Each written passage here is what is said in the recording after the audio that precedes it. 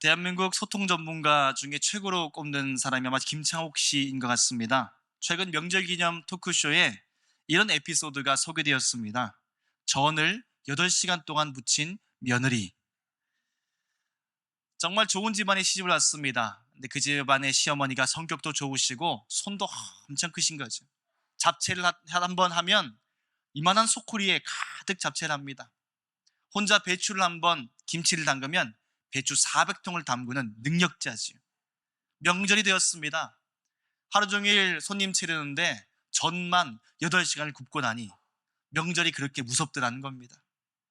물론 관계가 좋으니 그나마 다행인 그런 집안이지만 관계가 좋지 않으면 명절 때마다 마음 상하는 일, 마음 다치는 일이 생기기 마련인 것 같습니다. 근데 이 에피소드 후에 김창호 씨가 이런 재미있는 표현을 합니다. 대한민국의 명절은 숨을 참는 것과 같다. 마치 해녀가 숨을 참고 깊은 바다에 들어가서 전복을 따는 것처럼 1년에 한 2차례 숨을 참고 이 시간을 견딘다는 것이죠. 숨이라는 것이 많이 들여 마실 수 있으면 잘 참는다고 합니다. 그래서 부부 사이의 관계가 좋고 가정이 서로 사이가 좋으면 1년에 한 2번 정도 충분히 참을 수 있는 것이지요. 하지만 사이가 좋지 않고 매일매일 숨 참고 사는 그런 가정, 그런 집안이면 명절 때마다 꼭 사고와 감정 싸움, 다툼이 일어난다는 것입니다. 이 좋은 명절이 감정으로 폭발하게 될 수밖에 없는 것이지요. 명절하면 항상 감정과 연결되는 특징이 있는 것 같습니다.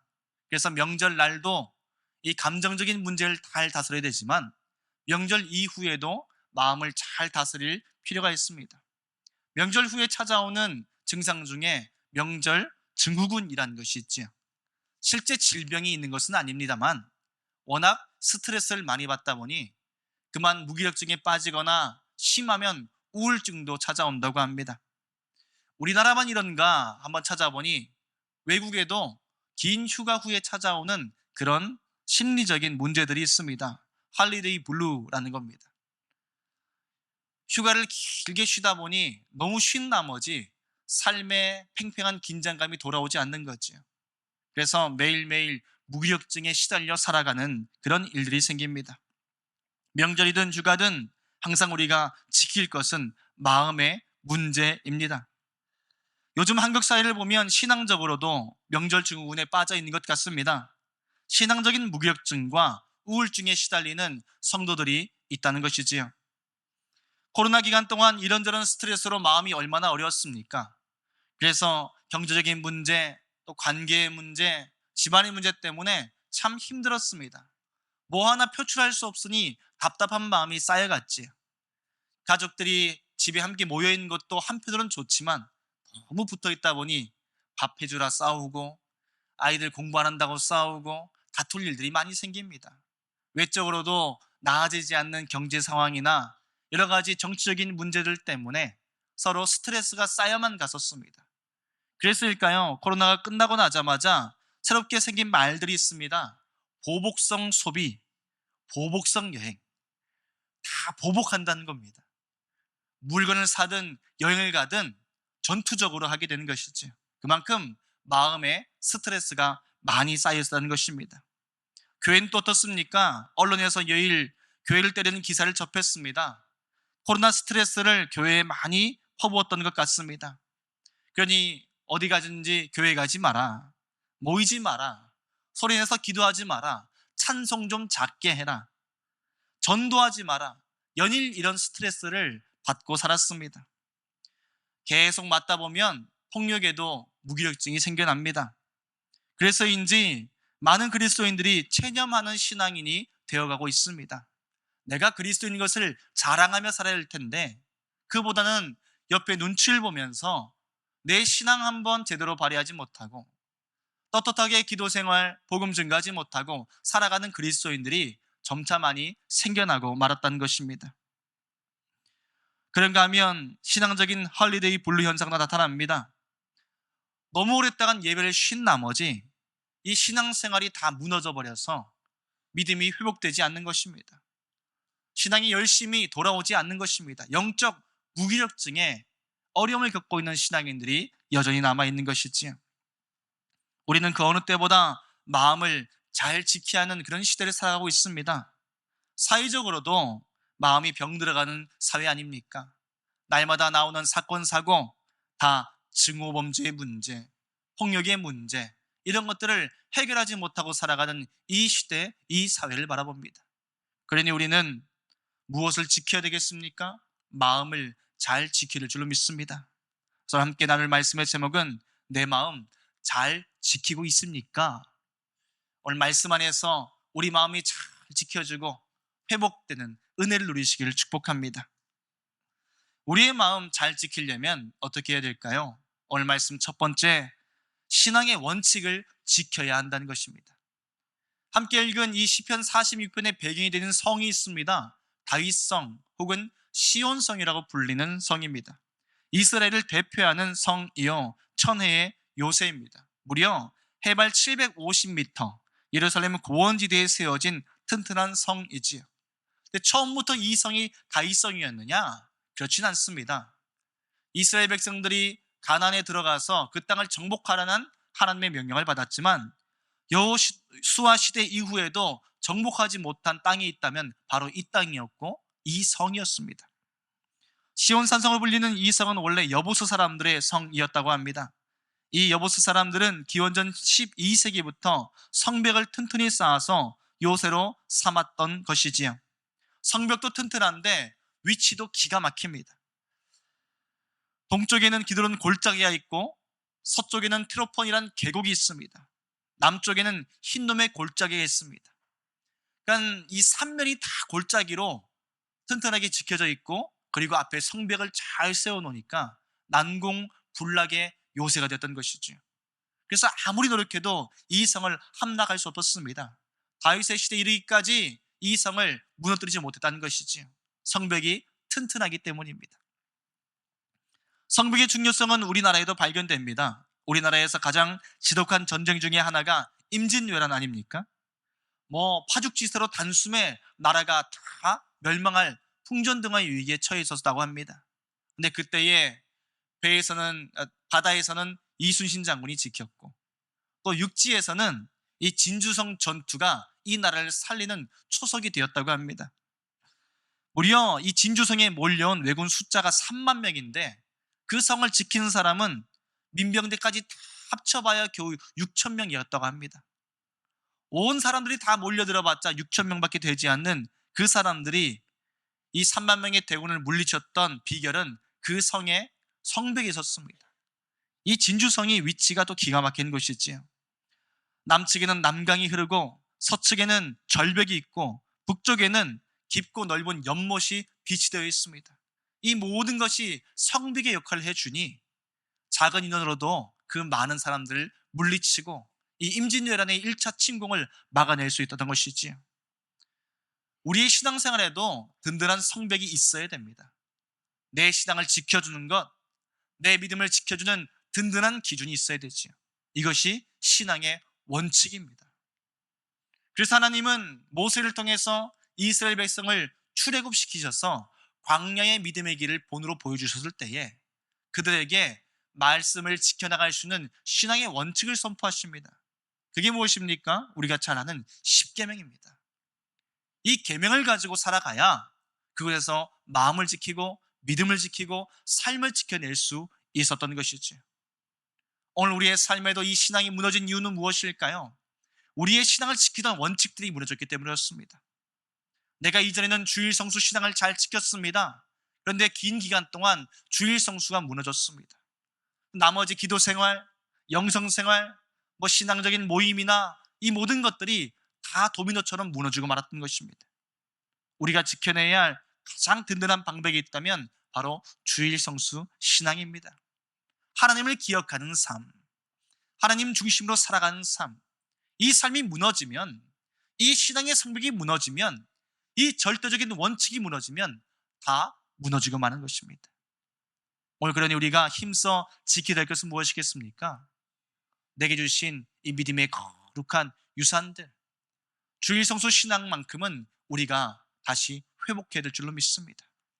어디든지 어디 가든지 우리가 예배의 날을 지켜나가면 하나님을 기쁘게 하며 살아가면 하나님이 우리 마음에 무너진 모든 자리들을 하나하나 세워주신다고 말씀하십니다. 사랑하는 성도 여러분, 우리 삶에 이전만큼 기도가 뜨겁지 않습니까? 이전만큼 내가 말씀을 가까이지 못하고 있습니까? 전에는 정말 믿음으로 사는 것이 기뻤는데 지금은 그 기쁨을 잃어버리고 살았습니까? 주님을 기억하며 주의를 거룩하게 지키십시다. 주님께서 이 든든한 신앙의 원칙을 통하여서 우리의 믿음을 하나하나 다시 회복시켜 주실 줄로 믿습니다. 웨스트민스터 신학대학의 칼 트루먼 교수가 교회 성장과 위기에 관련된 워크숍을 개최합니다. 그 워크숍의 주제는 교회에서 점점 젊은이가 사라지는 이유에 대한 것이었습니다. 한 기자가 질문을 합니다. 세상의 유혹이나 교회와의 사회의 괴리, 이런 문제를 어떻게 해결해야 젊은이들이 다시 교회로 돌아오겠습니까? 그렇게 질문을 던졌죠. 그런데 트루먼 교수의 대답은 전혀 달랐다는 것입니다. 제가 그동안 연구한 바에 따르면 교회에서 젊은이들이 점점 감소하는 가장 큰 이유는 부모님들이 주일 성수의 중요성을 분명하게 가르치지 않기 때문입니다. 비단 주일 성수뿐만이 아닙니다. 가정 예배와 그 외의 기독교적인 가치관들, 또 이 신앙의 우선순위에 대한 문제들을 양보하니 다 무너지고 말았다고 이야기합니다. 오늘 우리가 거룩한 믿음을 지켜나가려면 다시금 신앙의 원칙들을 붙들어야 될 줄로 믿습니다. 그 은혜가 오늘 회복되기를 주님의 이름으로 축복합니다. 두 번째는 우리의 내면 생활을 지켜야 됩니다. 4절 말씀 한번 읽어보겠습니다. 한 신학에 있어 나뉘어 흘러 하나님의 성 곧 지존하신 이의 성소를 기쁘게 하도다. 이 4절 말씀을 읽어보면 이 성 안에 한 시내가 있다고 표현합니다. 이 시내의 이름은 기온샘에서 발원한 그런 샘입니다. 성벽이라는 것은 외적인 방어를 위해서 준비된 것 아닙니까? 네, 이 외적인 방어만으로는 성을 지켜낼 수 없다는 것입니다. 진짜 성을 지키기 위해서 꼭 필요한 내적인 것이 있다면 바로 이 생수의 문제, 물의 문제였습니다. 생존을 위한 333의 법칙이 있다고 하지요. 음식 없이 사람들은 3주를 버티지 못한다고 합니다. 물 없이는 3일을 버티지 못하고 공기 없이는 3분을 채 버티지 못한다고 하지요. 먹을 음식이 없어도 3주까지는 견딜 수 있지만 물 못 마시면 3일 만에 무너지는 것이 우리의 몸이라는 것입니다. 우리가 잘 아는 것처럼 우리의 몸은 상당수가 무려 70%가 수분으로 되지 않습니까? 그래서 수분이 1, 2%만 떨어져도 목마름 갈증을 느낍니다. 10%가 떨어지면 탈수증이 찾아오고 30%가 빠져나가면 생명에 위협을 겪게 된다고 합니다. 그래서 유명한 성들도 성벽만큼 소중하게 여긴 것이 바로 이 물의 문제, 생수의 문제였다고 하는 것입니다. 다윗성 근처에는 기온이라는 샘물이 있어서 이 기온에서부터 물을 끌어오게 되어 있습니다. 이 수로를 잘 지키는 것이 성을 살리는 길이었다는 것입니다. 여부수 사람들이 천혜의 요새였던 이 성을 가지고도 왜 다윗에게 패배했는가? 그 기온샘에서 오던 그 수로를 지키지 못했기 때문입니다. 외부 성벽이 좋은 것만 믿고 오랜 역사 동안 아무도 이 성을 침략하지 못했다는 그 사실만 믿고 안주가 있었을 때에 다윗이 특공대를 꾸려서 그 기온샘에서 발원하는 이 수로를 침투해서 성 안으로 들어갑니다. 그리고 문을 열어서 그 성을 완전히 빼앗게 된 것이지요. 그래서 이스라엘 사람들은 기온샘의 중요성을 그 누구보다 뼈저리게 알고 있었던 사람입니다. 침략을 받을 때마다 이 성을 지켜내는 것에 거의 사활을 걸었던 것이지요. 히스기야는 아수르 왕 사네립이 침공했을 때에 성을 지켜내기 위해서 이 물길을 뺏기지 않기 위해 아예 터널 공사를 해버립니다. 그게 지금도 남아있는 히스기야 터널이라는 것입니다. 그만큼 이 내적인 생수의 문제가 중요했던 것이죠. 오늘 말씀은 우리 마음속에 이 내적인 생명수 기온샘이 어디에 있느냐 물어보고 있습니다. 우리를 지켜줄 수 있는 영적 근원, 생수의 기쁨 어디에서 와야 되겠습니까? 예수님에게서 와야 될 줄로 믿습니다. 예수님은 말씀하셨습니다. 명절 끝날 곧 큰 날에 예수께서 서서 외쳐 이르시되 누구든지 목마르거든 내게로 와서 마셔라.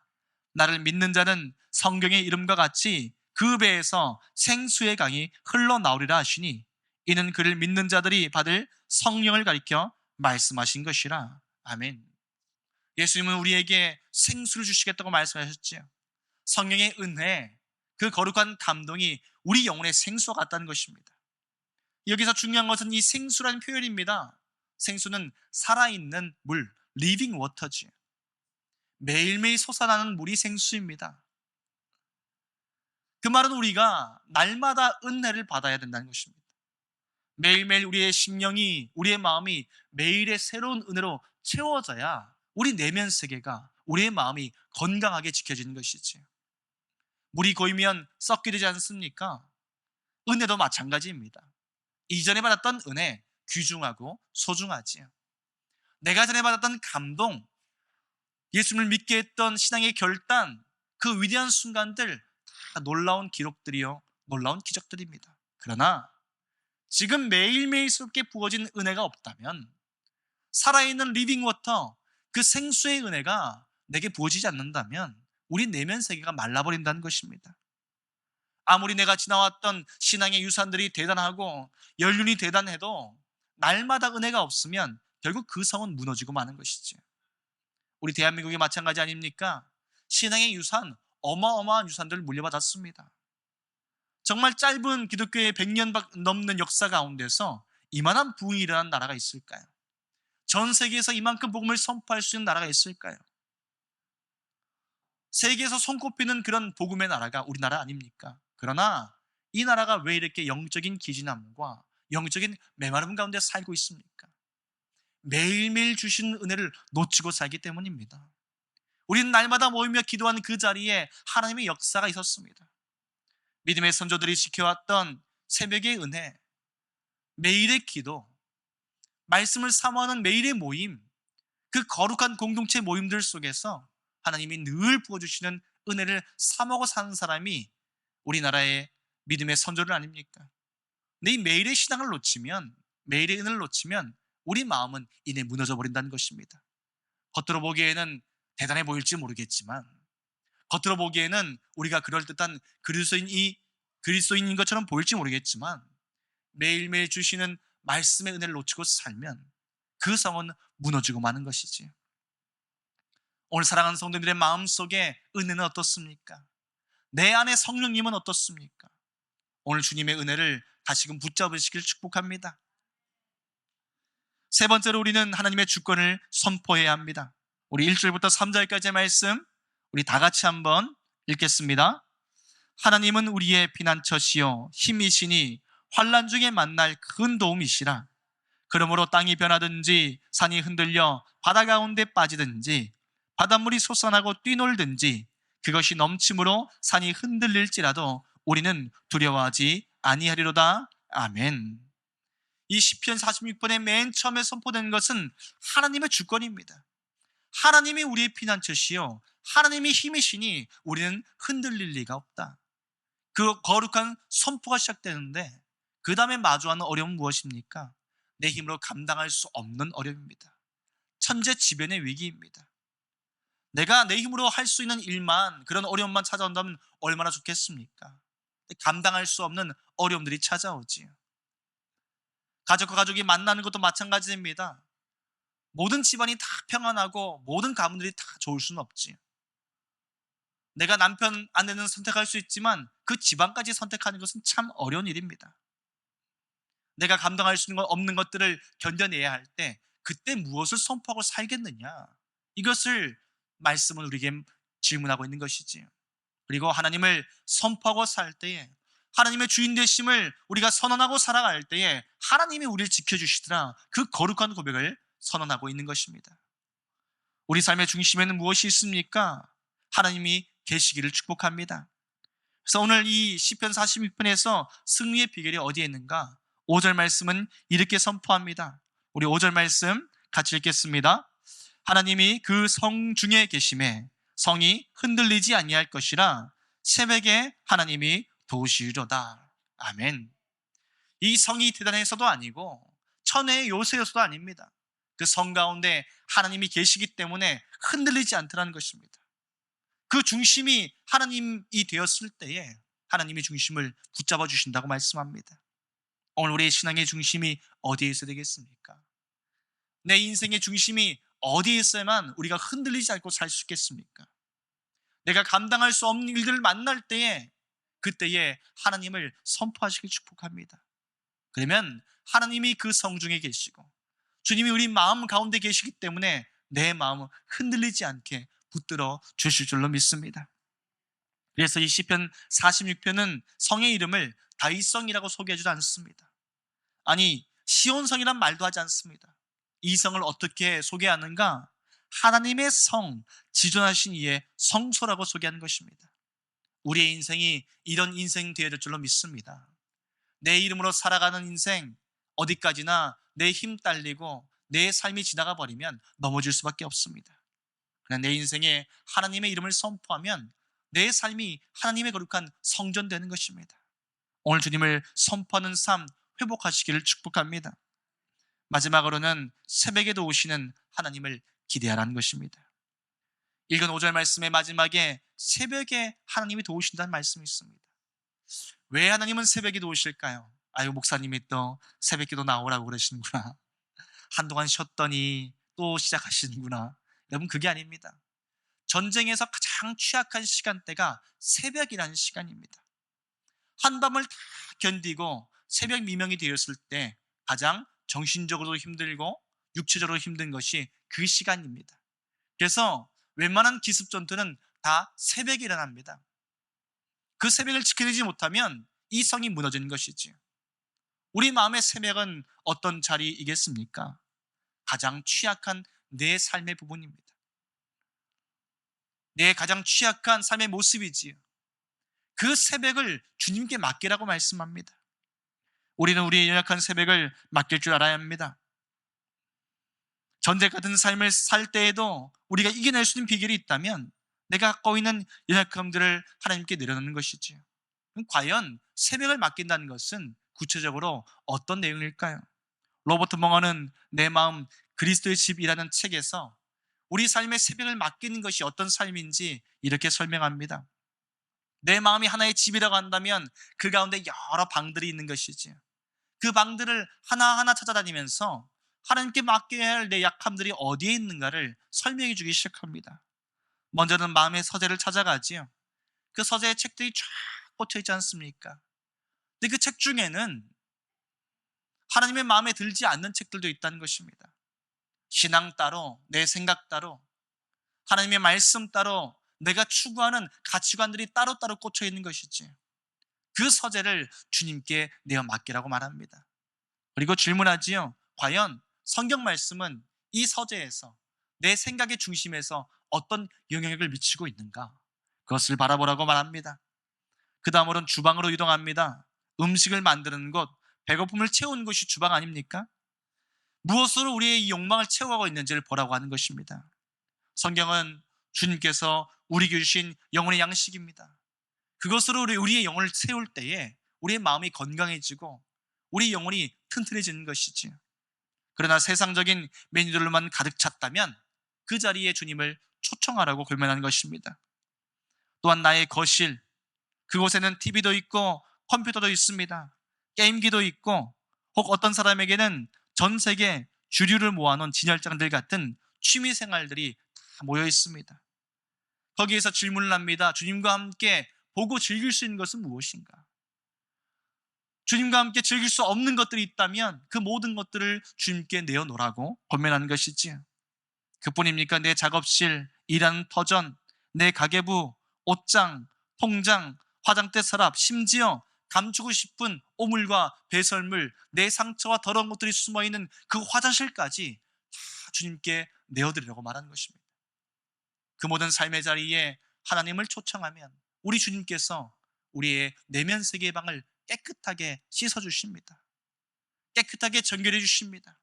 그 하나님의 치유와 은혜를 경험하고 살아가는 삶, 이것이 새벽에도 오시는 하나님의 은혜를 붙드는 삶인 줄로 믿습니다. 우리의 연약한 새벽은 어디에 있습니까? 사탄은 항상 우리의 약점을 공격합니다. 강한 것을 건드려서 부러뜨리는 것은 참 어렵지만 약한 부분은 살짝만 찔러도 넘어집니다. 상처나 나보십시오. 건들기만 해도 아주 막 호들갑이 난리가 납니다. 우리 내면 세계의 이 약한 부분들이 마찬가지라는 것이지요. 내 성격적인 문제가 있습니까? 관계의 문제가 있습니까? 재정적인 잘못된 습관들을 아직도 안고 살고 있습니까? 하나님께 감히 내어내지 못하는 그런 정말 말할 수 없는 문제를 갖고 있습니까? 그 자리에 주님을 초청하시길 축복합니다. 주님께서 우리 마음의 모든 상처라는 것들, 냄새나는 것들 십자가의 은혜로 다 받아주십니다. 그리고 거룩한 축복으로 바꿔주시는 은혜, 이게 십자가의 위대한 교환, 예수님의 거룩한 능력 아닙니까? 우리는 날마다 믿음으로 결단해야 합니다. 하나님 아버지 앞에 이 마음의 방을 내어드리기를 소망해야 됩니다. 그래서 다윗은 시편에 새벽의 승리를 이렇게 선포합니다. 비파야 수금아 깰지어다. 내가 새벽을 깨우리로다.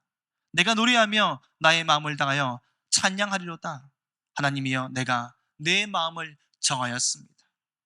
오늘 이 시간이 주님께 우리의 마음을 내어드리는 결단의 시간 되십시다.